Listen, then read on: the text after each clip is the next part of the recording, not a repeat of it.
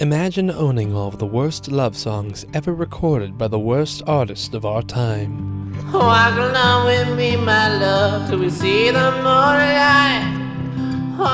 Shutterstock presents Lovesick, a collection of terrible love songs spanning across all genres, with homegrown country tunes like City Folk by Chip Wills. City folks, they move too fast to love.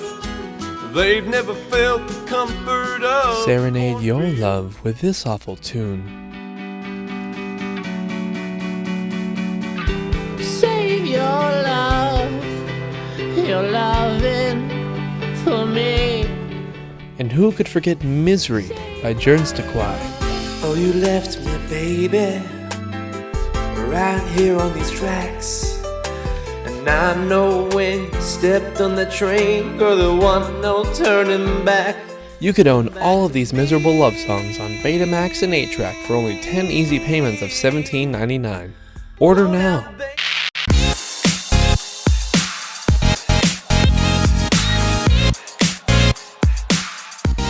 Hey gang, Robbie here, and today we're going to be talking about 4 different tricks you can use to spice up your music videos. So the first effect we used for our 90s R&B slow jam was the half speed effect. That's where the footage is in slow motion, but the artist still appears to be singing in real time. To pull this off, you need to take the music that you're using and throw it into Audition and then speed it up by double time. To do that, throw your track in Audition, go to Effects, Time and Pitch, Stretch and Pitch, and then change the percent of stretch and pitch to 50. This is going to condense your track into double speed. So when you're out in the field recording the music video, take a speaker with you and play the song at double time. To match the sped up song, you need to record at 48 frames per second so you can slow it down in post. So now record all the footage you need, lip syncing to the double sped song. So whenever you're done, you're editing in post, take that track and drag it into your timeline from Premiere. So the camera we recorded on actually slows down the footage natively, so whenever you bring it into Premiere, it's already at the 24 frames that you want to play it at. So if your camera doesn't do that, all you have to do is just right click, go to speed and duration, and then go to 50% to match your footage's speed to real time. Now we get a really cool slow-mo effect in our footage while still maintaining the lyrics being said at the right times, and to exaggerate this effect you can have things thrown in the background or people walking in the background. So the second effect we're going to do is the exact opposite of the one we just did, which is double timing your footage so you can speed it up and make it look faster. For this one it's kind of the same exact thing, go to Time and Pitch, Stretch and Pitch, and then for the opposite you're going to go to Stretch to 200. Now it's going to be slowed down and ready to lip sync to. So when you're recording your footage, your song is at half speed, so you're going to have to play slowly and kind of play to the jams while people are moving at normal speed behind you.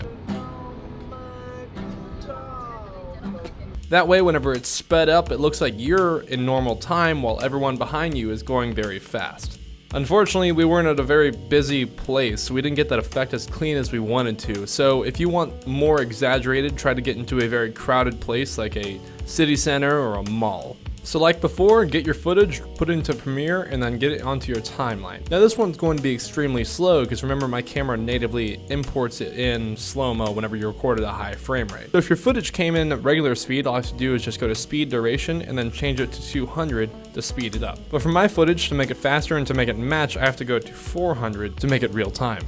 So once you match up your lyrics, everything around the artist is going to be moving faster and faster while the artist is still singing in real time.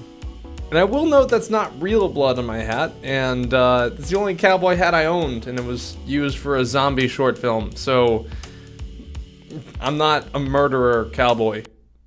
So the next trick we're going to do is a little bit harder than the other ones, and that's going to be reversing the track. If you ever seen Coldplay's music video for The Scientist, this is how they shot that music video. So what you're going to do is you're going to take your track in Audition and just go to Effects and Reverse. And this one is not going to be like the other ones where you're lip syncing either really fast or really slow. The song is completely reversed. So what I did is I played the reverse song a lot of times and then wrote out phonically what I thought the lyrics I was hearing. You know, these are going to be a lot of nonsense words that make no sense, but whenever you sing reversing them, your lips will be moving at the same time. But whenever you reverse the clip back after saying these nonsense words, they're going to sync up to the actual normalized speed. So after you've written down those phonic lyrics, just try to memorize it as best you can. It's going to be really tough because, you know, it doesn't follow the same patterns as normal music does.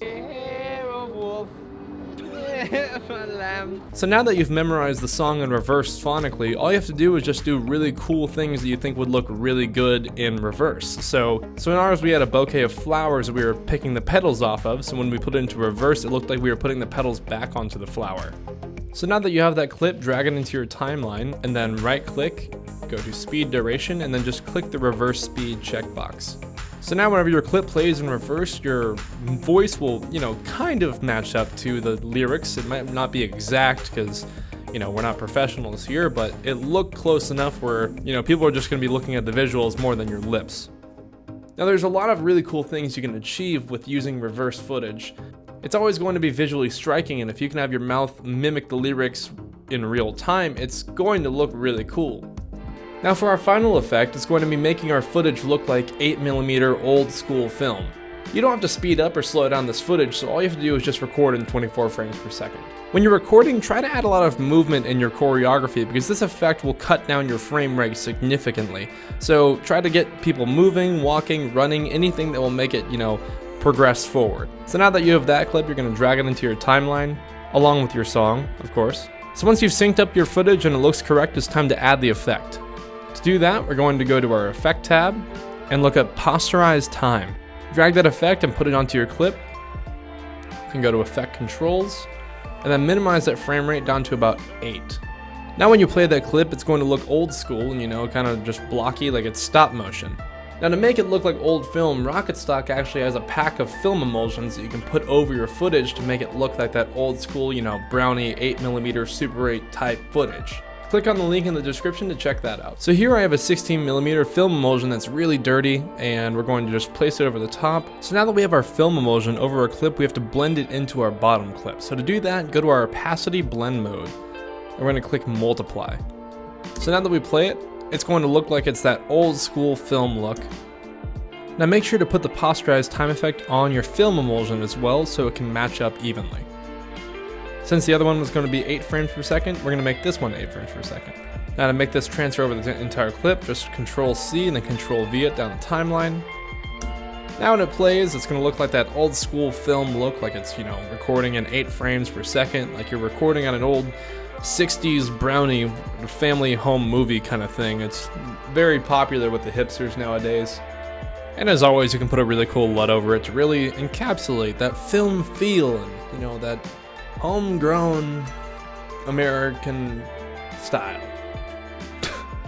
You know, it's always really fun to explore your creativity with music videos, so using these effects can really enhance, you know, a different kind of feel that you want for your music videos. So try these out, you know, use them on your different clips, find a band, record their footage, and see what happens. So as always, like and subscribe, watch our other videos, and I'll see you in the next one.